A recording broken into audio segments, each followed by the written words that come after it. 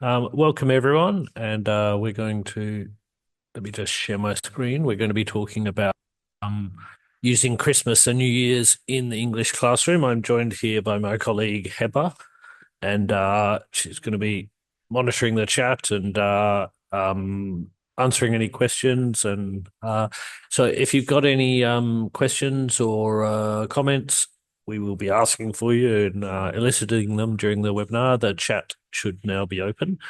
And let's get started. So, as always, you will receive a certificate of participation and a webinar handout in the next few days. If you don't receive it, just email us there at Formazione. The email address is down at the bottom of the screen on every slide as well. So just note that down, drop me a line, I'll get that out to you. And all the information and a lot more, including the links and extra links and a lot of worksheets this week will be in the handout. Anyway, let's get started. So, Christmas is many people's favorite time of the year, whether it's for the presents, holidays, or the food, and the chance to be with family and friends. Okay? Since children look forward to Christmas, why not exploit their interest? So, let's get them talking about it. Okay, kids are generally excited about Christmas, so it makes sense to draw on that excitement, that fact that they're looking forward to it, to get them to speak or even write about these Christmas themes. In many countries, I think Heba's joining us from Egypt, so I imagine there's certain traditions for the. Do you have Coptic Christians there? I We guess. do. We do. Okay, so there must be traditions there. I wouldn't imagine it involves a lot of snow. Okay, and so while we have many common features in English speaking countries and non-English speaking countries, the presents, the tree, the general family atmosphere, while there are some obviously differences like dishes, traditions, and activities. Okay. This is a good way, and we're going to be looking at this in a moment, of having a familiar base while exploiting these differences and students' curiosity about other traditions. I'm from Australia, so while we share a lot of traditions with the UK, the Christmas tree, even the turkey or the ham. It's obviously completely different weather there, so it's often it's always very hot around that time of year. So we go down to the beach, things like that. Okay. Let us know in the chat your favorite aspect of Christmas. Do you have a favorite aspect of this time of year, Heather? Actually, yes, I love the vacation and the mulled wine. Oh, nice. Yeah, that's something that I really look forward to as well. Um, and let us know if in the chat that if you've got these sort of Christmas planned lessons, do you do things in your class? Do you make maybe kids make Christmas cards or something like that? Okay. People are talking about family reunions, singing carols, decorations, not going to work. That's a good one. That's a tradition that I can applaud. Okay. So we have some objectives here. So we want you to be better able to incorporate vocabulary and themes of Christmas and New Year into your English lessons. We want you to be able to arouse your students' curiosity about foreign and local traditions in order to encourage production of spoken and written English. And at the end of the webinar, as we often do, we're going to present a little bit of literature on the theme of Christmas or this time of year in an interesting and engaging manner. Okay, Christmas is particularly rich in evocations in literature. We're going to have a look at one which you might not be aware of. Okay. Anyway, as I was talking about before, let's have a look at Christmas around the world. Okay. Here we have a video the link will be in the handout, but and we've got a worksheet as well in the handout regarding this. This is aimed at younger students, but we've also got ones for older or higher level students that can be very useful. Okay. Good idea is to show the students this video and then give them the handout worksheet that you can print off or even do it digitally, okay, with the students. Okay. Go through the answers and then give the students a country. So this is it's not on this list that they don't talk about in this video, and they can research some other traditions there. Simple Show presents Christmas around. Oh, oops, sorry, beg your pardon. Okay. Can you hear that, Heather? Yes. Simple Show presents Christmas Around the World. Meet Sarah. Christmas is around the corner. Usually, a family celebrates by decorating a tree, exchanging gifts, and sharing a simple dinner. However, Sarah is really bored of these traditions and wants to see how Christmas is celebrated in different parts of the world. This is why Sarah is having an online get-together with her global friends. She shares with them that she usually has to help her mother prepare the traditional turkey for Christmas dinner. Yuri from Japan says that turkey is not part of a traditional Japanese Christmas dinner. It is actually Kentucky Fried Chicken. In fact, KFC is so popular in Japan during Christmas that reservations must be made weeks in advance. Sarah can hardly imagine that. Gopal jumps in to say that the Christmas trees are different in India too. As fir trees are rare, the locals decorate mango trees with Christmas ornaments instead. But what about Santa Claus? Everyone must believe in that, right? Isabella from Italy tells Sarah that this is not true everywhere. Italians believe in an old witch called La Befana instead of Santa Claus. On January 5th, she rides the skies and, just like Santa, jumps down chimneys and tiptoes into children's homes to give them presents. Sarah is intrigued by the different Christmas traditions her friends have told her about. She asks them if presents are also placed in stockings everywhere. Isabella explains that people in Brazil do things differently. On the night of Christmas Eve, children leave their shoes outdoors. This is so that Papa Noel, the Brazilian Santa, can fill them with candy and presents.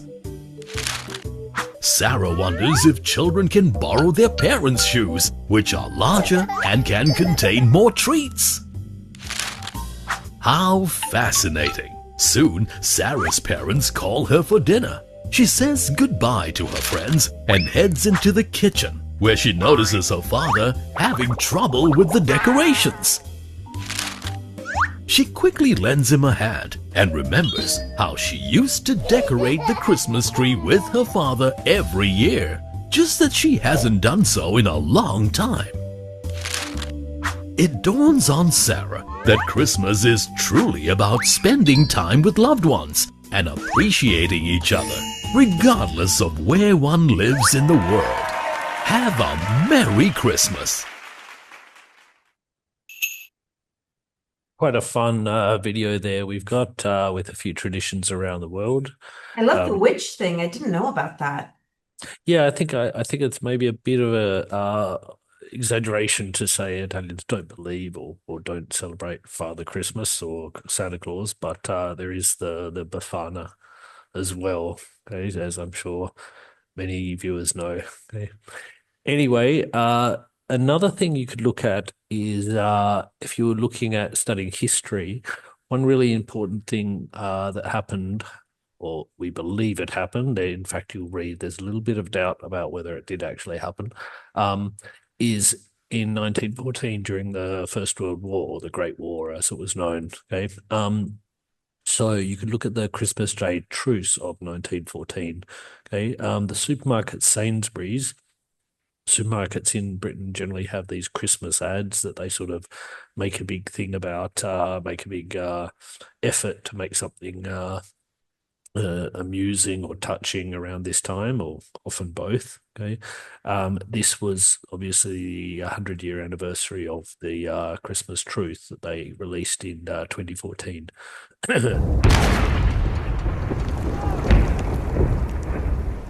Jenkins, Oakley, Knight.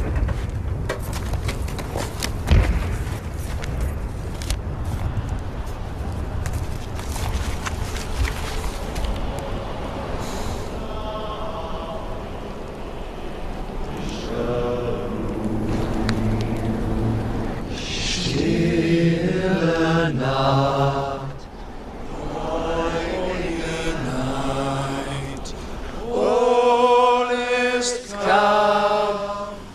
all is bright. Das traute hochheilige Paar. Holy infant, so sättigen Arm. Sleep in hellish peace.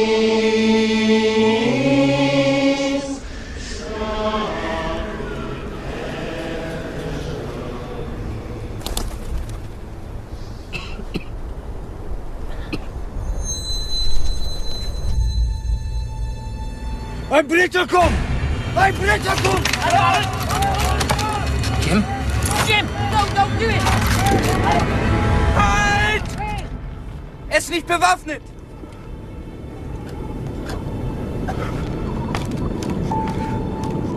Nein, Otto! Jim!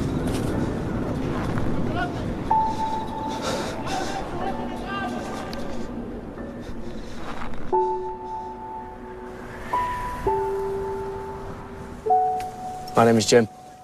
Mein Name ist Otto. Pleased to meet you, Otto. Freut mich. Rose, she's called. Sie ist schön. Sie ist schön.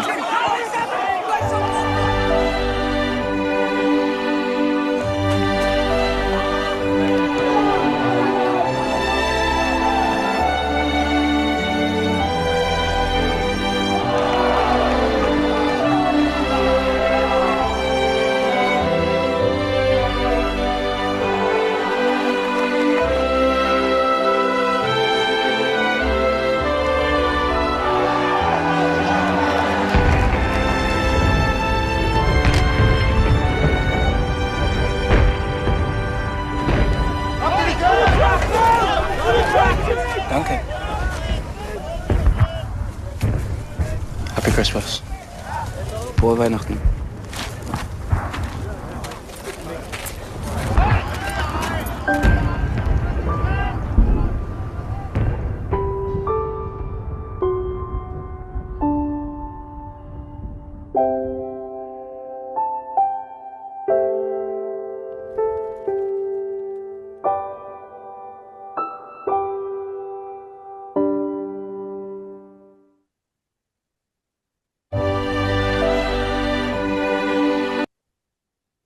As you can see, there is a associated video too, where they go behind the story of that, and I've linked that in the handout and also on the worksheet. So if you want to get them watching that first and provokes their interest, as you maybe you could see if they really believe it happened, and then show them the story behind it. They could do a bit of research themselves. A really nice sort of idea of the spirit of Christmas, even in the midst of a great tragedy, I guess. Okay. Yeah, so sorry. Okay. Another point is obviously we have the 12 days of Christmas. Okay. We obviously have the carol and the gifts for each day. Let us know in the chat if you can remember which ones are on which days. So what animals there are, or what objects there are, or what people there are. And in the handout, we have an exercise linked to this carol. You could get the students to think about the reason behind these gifts. Why do we have these things? A partridge in a pear tree is the first one. There's I believe each one is a symbol, a religious symbol. Okay, but students could also come up with their own reasons. It doesn't necessarily mean they're wrong. Okay, and you could also ask their students which of these presents or which of their classmates' ideas of presents they would most like to receive. And a fun idea could be in pairs come up with the 12 days of Christmas for the 21st century. Okay, so what gifts would you have on each day? Okay. The symbol that looks familiar to me is number 2. That would be doves for peace, right? I think it is, yeah. Okay, someone in the chat surely knows. Okay, it's been a while since I've listened to it all. There is a list of them if I'm on one of the links in the handout, I'm sure. Okay. Another great idea that we came up with is the year in review bingo. Okay, so I'm sure a lot of people have played bingo in their classes with numbers or maybe even with other things. Sometimes in webinars, I've talked about doing it with question words. But you could do this sort of quick high energy mingling task to reopen classes after the holidays. Okay, so a year in review. So each learner has a bingo grid containing the personal experiences from the past year. It's great for practicing the past simple. Obviously, if we're talking in the new year, it needs to be the past simple because we're talking about something that is concluded the year. So in 2026, we'll be talking about 2025. Okay. I also found a really good website, which again, the link is in the handout, where you can create these bingo cards and you can even create them as digital bingo cards that you can distribute amongst the students and they can do it on their devices. If you can't use devices, they're printable too. Okay. And you can add your own print prompts. So you'll see there that we have the website down the bottom. It looks like that. And so what you could do is have this at the top. It has find someone who, and then you have all these possibilities. We've given you these ideas, but I would really encourage you to come up with your own or get your students to come up with their own. So find someone who traveled somewhere, who tried something new, read a book, met someone new, learned a skill, helped someone, tried a new food, watched a good film, celebrated something, learned a new word, took a nice photo, had a challenge, relaxed for a day, started a hobby, did something brave. These are the ones I came up with. Okay, but there's plenty more ideas I'm sure that you can come up with that are better than mine.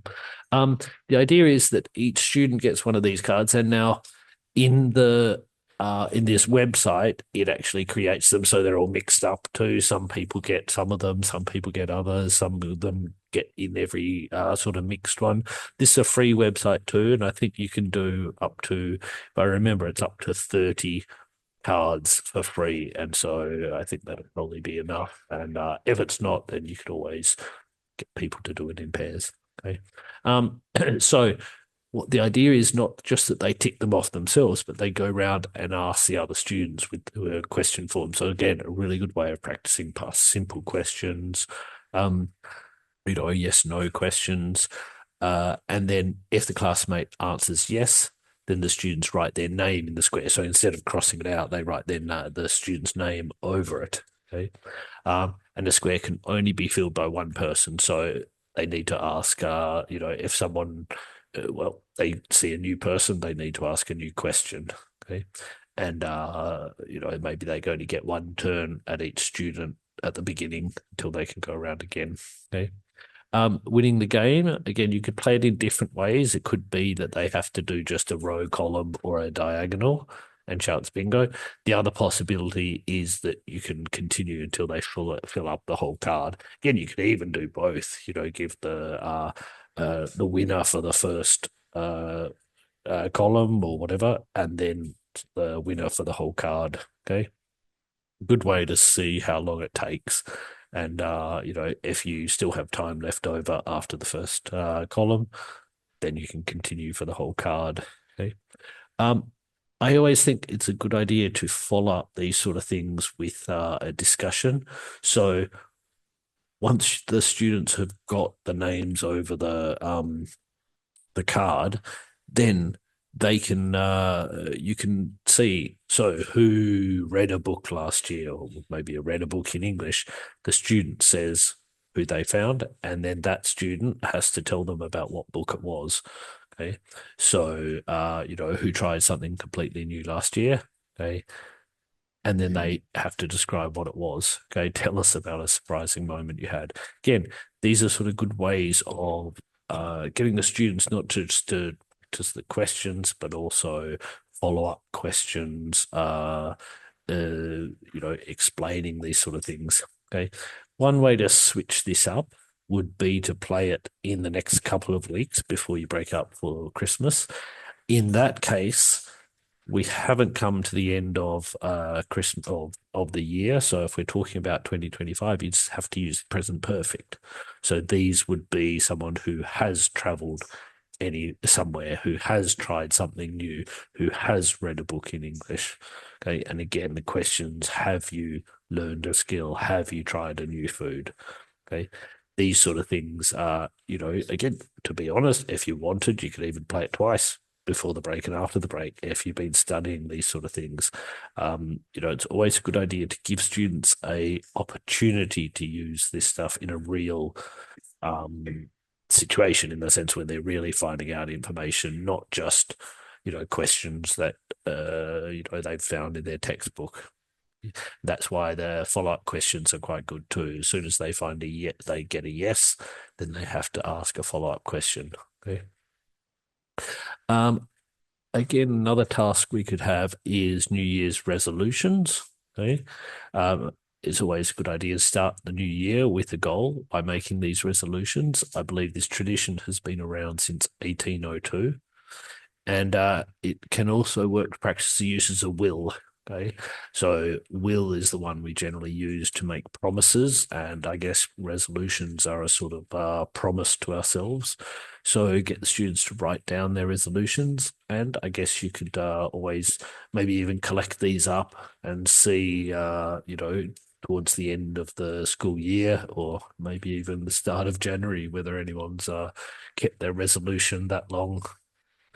You could have a resolution chain. Okay, so if he learns to play, so in this case we have like each resolution becomes a conditional, and it depends on someone else. So if someone says I will learn to play the guitar, okay, the next person says, well, if he learns to play the guitar, I will read a book in English. If she reads a book in English, I will. Okay, and it's a good way to practice the first conditional. So, these, what is a future then becomes a present simple, and the new resolution becomes the future there. Finally, we're going to talk a little bit about something that I guess from the title might not seem very Christmassy, but is actually themed around the Epiphany. Okay, so arguably one of the greatest short stories, not quite a very short story. It's about, I think it comes to about 40, 50 pages in most editions, but it's the concluding stories to Joyce's 1914 collection, Dubliners, and it's set on the 6th of January, that is the 12th night, at an Epiphany dinner party. Now, as always with James Joyce, the work is really deeply autobiographical, with many characters and events based on his own family. In fact, the main character, Gabriel Conroy, is a sort of version of Joyce if he hadn't left Dublin, if he'd sort of gone into journalism. Like other works in Dubliners, it's not as experimental as his later work, like Ulysses and Finnegan's Wake. It's more naturalistic, so it's maybe a little bit more difficult than other stories in Dubliners, which can be quite simple and easy for students to read, even mid-level students of English. But it does serve as a great introduction to Joyce, so containing many of his recurring themes. Setting of Dublin, the conflict between nationalism and aestheticism, musical elements, and also the jealousy between spouses. Okay.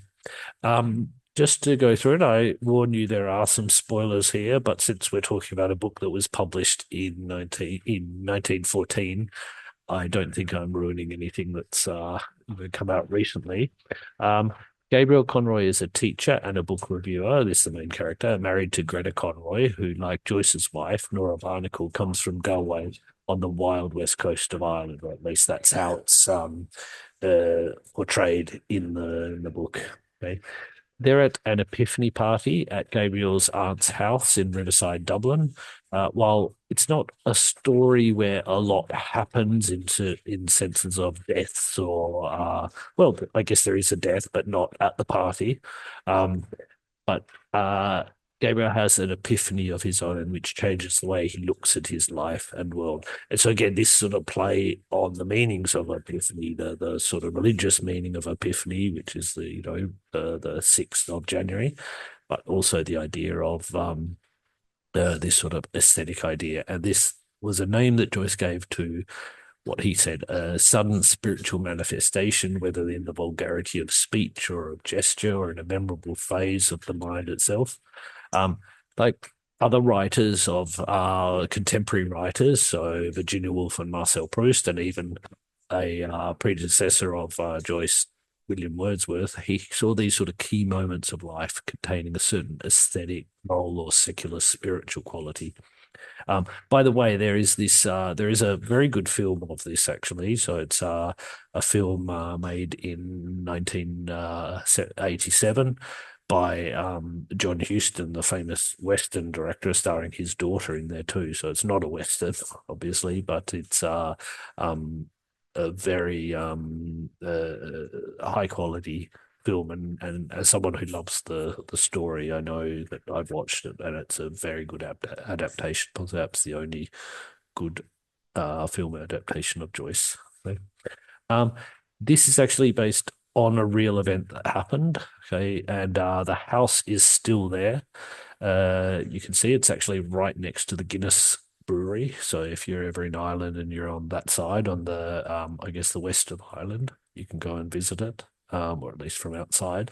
The story moves through the evening using free indirect speech. That's a style in which the character speaks through the figure of a narrator while superficially remaining in the third person. So what we're seeing, point of view of the party, but from Gabriel's point of view. And so we, in this sense, his anxieties and thoughts are communicated to us. This style's really used in a masterful way to lead us to draw the same false conclusions that he makes. So when he's jealous, we believe it, that he has reason to be jealous. Although later, when he realizes, in a sense, he doesn't, then we have this discovery on our own. Okay. It does contain many humorous and sentimental aspects, and they all foreshadow the revelation that Gabriel has in his final pages. This moment, Gabriel and the readers realize how deep he is in his own mindset, and his diplomatic, ironic disposition has cut him off from really engaging in the world. So I guess this sort of the dead is a sort of play on words here. What I thought we might do is have a listen to the ending of this. This is the last paragraph of it. So again, I don't think it's so much of a spoiler, but it's well known as one of Joyce's most beautiful pieces of writing. Just to set it up, as they're leaving the party, Gabriel watches his wife listen to a folk song being sung on the floor below. She seems transfixed, and Gabriel feels an intense love for his wife. He looks forward to spending the night with her in the hotel room that they'll return to. But when they return, she shows this sort of lack of interest. She's distracted, and he gets a bit annoyed. Okay, she replies she's thinking of the song, which reminds her of someone who used to sing it to her. He feels really jealous, and Greta says that her teenage boyfriend came outside on a snowy evening, much like that night, to sing it to her despite his bad health. She says that, "I think he died for me." So sad. Yeah, and after crying, she falls asleep while Gabriel goes on to reflect how he can never match the dead boy's dedication and will always be secondary to her first love. And again, whether this is true or not, it's Gabriel's sort of point of view. And this is sort of the narration. Again, it's a narrator, but it's actually sort of narrating Gabriel's thoughts. Let's have a listen to it. The air of the room chilled his shoulders.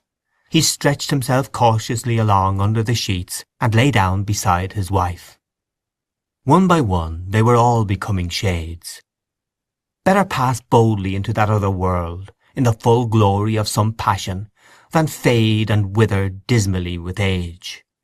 He thought of how she who lay beside him had locked in her heart for so many years that image of her lover's eyes when he had told her that he did not wish to live.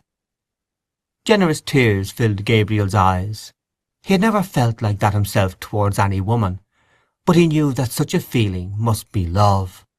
The tears gathered more thickly in his eyes, and in the partial darkness he imagined he saw the form of a young man standing under a dripping tree. Other forms were near. His soul had approached that region where dwell the vast hosts of the dead. He was conscious of, but could not apprehend, their wayward and flickering existence. His own identity was fading out into a grey, impalpable world. The solid world itself, which these dead had one time reared and lived in, was dissolving and dwindling. A few light taps upon the pane made him turn to the window. It had begun to snow again. He watched sleepily the flakes, silver and dark, falling obliquely against the lamplight. The time had come for him to set out on his journey westward. Yes, the newspapers were right. Snow was general all over Ireland. It was falling on every part of the dark central plain, on the treeless hills, falling softly upon the bog of Allen, and, farther westward, falling softly into the dark mutinous Shannon waves. It was falling, too, upon every part of the lonely churchyard on the hill where Michael Fury lay buried. It lay thickly drifted on the crooked crosses and headstones, on the spears of the little gate, on the barren thorns. His soul swooned slowly as he heard the snow falling faintly through the universe, and faintly falling, like the descent of their last end, upon all the living and the dead. And so you can see the last words is the title of the story. Yeah. Coming to a conclusion, as the shop streets and our own houses are full of Christmas-themed decorations, it would be a pity not to use this theme for a lesson or two in your classroom. Ask a good way to sort of get this conversation going is ask students how they generally spend Christmas, if they have any family traditions, if things will be different this year. Again, good way to sort of contrast the present simple for their habitual actions to future forms where it may be different this year, or what something they're going to do, or what they plan on doing different or similar. Don't forget to use these first lessons back after the break to ask students about how they spent Christmas Eve, Christmas Day, and New Year's Eve. Again, these are big events in general. Students do things, we do things. And so it's a really good opportunity to ask them about how they spent it. Food, presents, family traditions, and so on. Okay. And obviously there will be some students who will have travelled around their own country or outside of the country as well. It goes without saying that in addition to Joyce, there's a lot of literature about Christmas and this period. Some ones that obviously we know about are Dickens' A Christmas Carol. Not only, he's written other ones about Christmas too. T.S. Eliot's Journey of the Magi and Dylan Thomas's Child's Christmas in Wales. Not to mention all the fairy tales and carols that students could learn. And again, it sometimes can be great because there's Italian versions of them, English versions of them. There's similarities and differences between them there, so they can contrast those and also be introduced to something that might not be totally new to them. Again, as I was saying, these sort of traditions are, other countries' traditions can be unusual or can be familiar, or a mix of the two. Anyway, let us know in the chat if you've got any suggestions for future webinars. You can email us to at Formazione if you want anything in particular to come up soon. We always have some ideas in store, and a lot of these ones for, how can I say, events throughout the year, whether it's seasons or Easter or things like this. But, let us know if there's any other topics that you want us to talk about. Thanks for your attention, and you will receive a certificate of participation by email.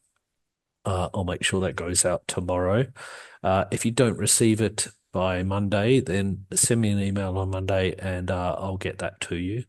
And the handout will come out with that too. It's got a lot, this week it's got a lot of worksheets and activities that you can use, and a lot of extra material in the links too. So there's a lot of things that you can plan on there. If you don't receive that, again, you can email us at Formazione. Okay. I think Heather's going to be hosting the next webinar, if I'm not wrong. Okay. Yep. And that'll be next week. So our last one for the year, for the calendar year, on differentiation. So meeting every learner's needs, so that when we have, students who have different needs, whether it's levels or learning styles in the classroom, Okay, we can cater to all of them. Okay, I think that's going to be a really useful one. So please join us then. And if you don't, and I won't be there, so I wish all of our participants a safe and happy Christmas. And I will see you in the new year, but I hope you'll see Heather next week. I will see you next week. A quick question from one of our Please. viewers, and she was asking if the webinar will be on something called a Sophia platform. It will. If you can't find us on the Sophia platform, you need to look for the Golden Globe. Okay, the Golden Globe, which is the parent company of MLA. Okay, so if you look up with the Golden Globe, you'll find this webinar on there. Okay, I'll put that in the chat if you like. Okay, well, someone said they looked for it. Should be the Golden. It should be that, but let me chase that up. If you can't find it on there, drop me an email and I'll chase it up. I'm not so familiar with the Sophia platform, but people in the office will be able to help me. Okay, thanks again, and thank you, Heather, for hosting this with me. Okay, More than welcome. See you all next week. okay, bye everyone. Bye.